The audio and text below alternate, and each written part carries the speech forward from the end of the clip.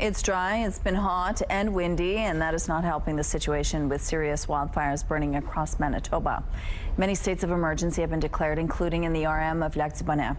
Joining us now is the Reeve of the RM, Loren Schinkel. Good morning, Loren.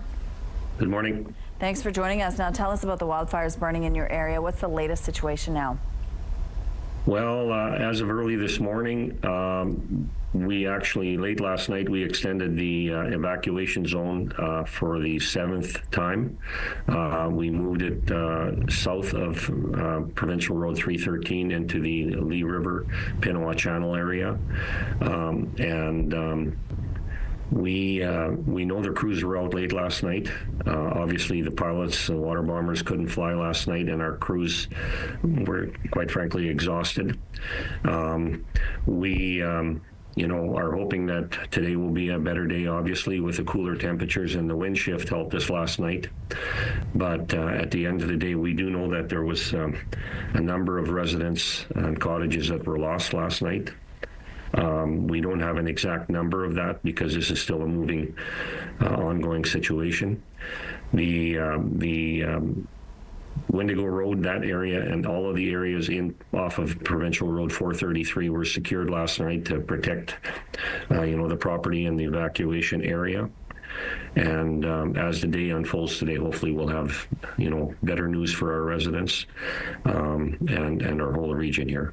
This is such devastating news. Any messages to people right now who are either evacuated or not sure what's going on?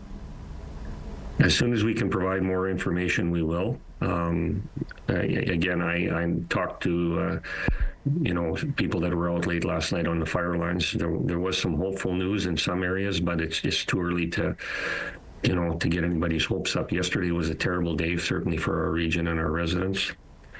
And it's remarkable how our entire region pulled together. Can we talk? Thanks to everybody. Yeah, can we talk about just the sheer number of people who are trying to support you right now in this area? I know it's very emotional for you, and let's talk about the people who are volunteering, who are helping, who are working, doing the best they can right now.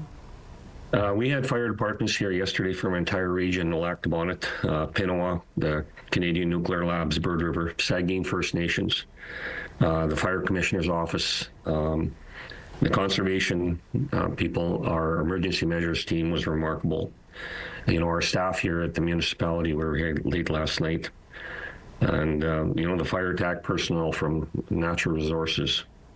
The water bomber pilots, just remarkable. We had 4 water bombers and a helicopter here all day yesterday, and they never left till dark last night. So, we're looking forward to having them back in here this morning, but I can't imagine being in that water bomber all day and in a daisy chain, just keep going and fighting, for our residents.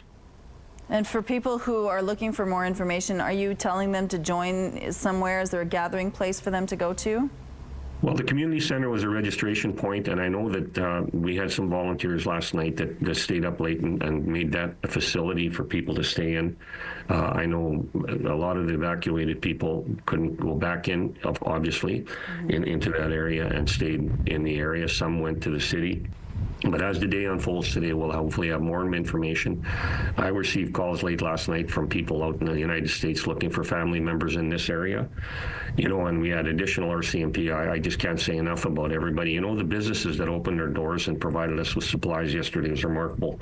Just saying, take it and go.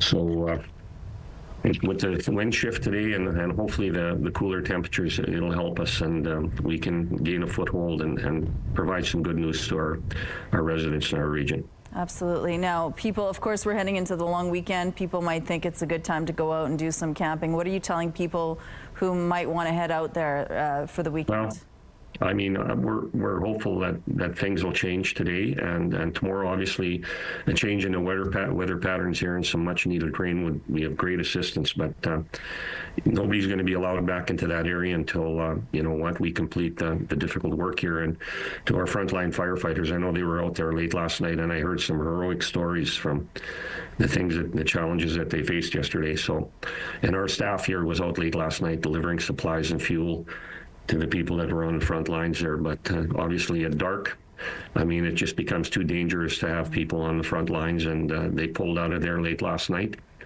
But I know that they're already in motion this morning, and so my heartfelt thanks on behalf of our council here to our entire region